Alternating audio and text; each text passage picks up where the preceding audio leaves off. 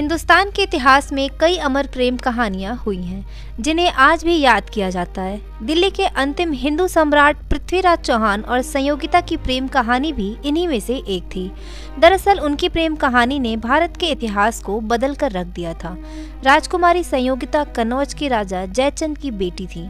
संयोगिता के पिता जयचंद और पृथ्वीराज चौहान शत्रु माने जाते थे। एक बार कन्नौज राज्य में एक नामी चित्रकार आया हुआ था। उसके पास कई राजा और रानियों की तस्वीरें थीं। उन सभी तस्वीरों में से एक तस्वीर पर कन्नौज की लड़कियां मोहित हो गई थीं। ये तस्वीर किसी और की नहीं बल्कि राजकुमार पृथ्वीराज की थी। इसके बाद कन्नौज में पृथ्वीराज की खूबसूरती की ही चर्चा होने लगी। कुछ समय बाद ये बात संयोगिता के कानों तक भी पहुंच गई। इसके बाद संयोगिता ने चित्रकार से कहकर पृथ्वीराज की एक तस्वीर उनके कमरे में रखने को कहा। तस्वीर देखने के लिए संयोगिता अपनी सहेलियों के साथ जैसे ही कमरे में गई तो उस तस्वीर को देखते ही रह गई। संयोगिता ने जैसे सोचा था पृथ्वीराज उससे कहीं ज्यादा खूबसूरत थे। चित्रकार जब कन्नौज छोड़कर दिल्ली पहुंचा तो उसने पृथ्वीराज को संयोगिता की तस्वीर दिखाई। तस्वीर देखते ही पृथ्वीराज भी संयोगिता की खूबसूरती के कायल हो गए। कुछ समय बाद पृथ्वीराज ने अपने दिल की बात राजकुमारी संयोगिता तक पहुंचाई। संयोगिता ने भी उनके प्रेम प्रस्ताव पर मोहर लगा दी। इसी बीच जब राजा जयचंद को उनके प्रेम कहानी का पता चला तो उन्होंने बिना समय गंवाए संयोगिता के स्वयंवर की घोषणा कर दी। संयोगिता के स्वयंवर के लिए राजा जयचंद ने देश भर के कई राजा महाराजाओं को निमंत्रण भेजा, लेकिन पृथ्वीराज चौहान को स्वयंवर में नहीं बुलाया गया। संयोगिता को जब स्वयंवर की खबर लगी तो खुद ही पृथ्वीराज को चिट्ठी लिखकर उनसे शादी करने की इच्छा जाहिर की। जवाब में पृथ्वीराज ने भी भरोसा दिलाया कि वे स्वयंवर में जरूर आएंगे। स्वयंवर के लिए देश भर से कई राजकुमार कन्नौज पहुंच चुके थे।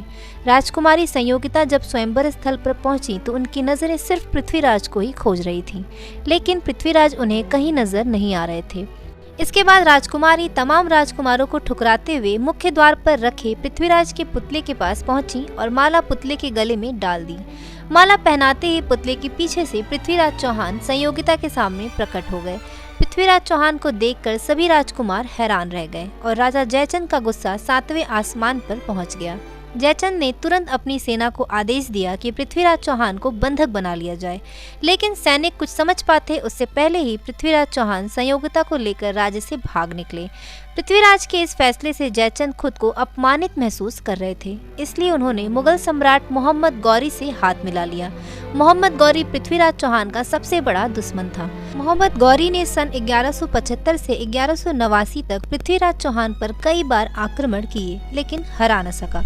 इतिहासकारों का कहना था कि पृथ्वीराज चौहान ने मोहम्मद गौरी को 17 बार पराजित किया था। गौरी ने हार के बाद हर बार पृथ्वीराज के पैरों में गिरकर क्षमा मांगी थी और पृथ्वीराज ने उसे छोड़ दिया था, लेकिन ढीठ मोहम्मद गौरी ने 18वीं बार फिर 1192 में आक्रमण किया।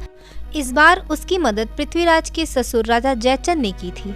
ऐसे में पृथ्वीराज आखिरकार हार गए तो गौरी ने पृथ्वीराज को बंदी बना लिया और सजा के तौर पर उनकी आंखों में गर्म सलाखें दाग कर अंधा बना दिया। पृथ्वीराज चौहान के बचपन के मित्र चंद्रबरदाई, जो प्रसिद्ध कवि थे, उनके सामने क्रूरता करते समय मोहम्मद गौरी ने कहा कि वह अपने मित्र से पूछें कि उनकी अंतिम इच्छा क्या है। इस पर पृथ्वीराज ने धनुष बाण चलाने की इच्छा जताई, जो उन्हें दिया भी गया। इसे चंद्रबरदाई समझ गए और वहीं खड़े गौरी को देखते हुए एक दोहा कहा, 4 बांस 24 गज अंगुल अष्ट प्रमाण, ता ऊपर सुल्तान है मत चूके चौहान। ये सुनते ही शब्द भेदी बाण चलाने में पारंगत पृथ्वीराज ने धनुष पर कमान कसी और वहां बैठे मोहम्मद गौरी को मार गिराया। इतिहासकार बताते हैं कि इस घटना के बाद पृथ्वीराज चौहान और चंद्रबरदाई ने अपनी दुर्गति से बचने के लिए एक दूसरे को भी मार दिया था। ये खबर जब पृथ्वीराज की पत्नी संयोगिता को मिली तो उन्होंने भी अपनी जान दे दी। तो ऐसे पृथ्वीराज चौहान और संयोगिता की अनोखी प्रेम कहानी ने भारतीय इतिहास को बदल कर रख दिया था।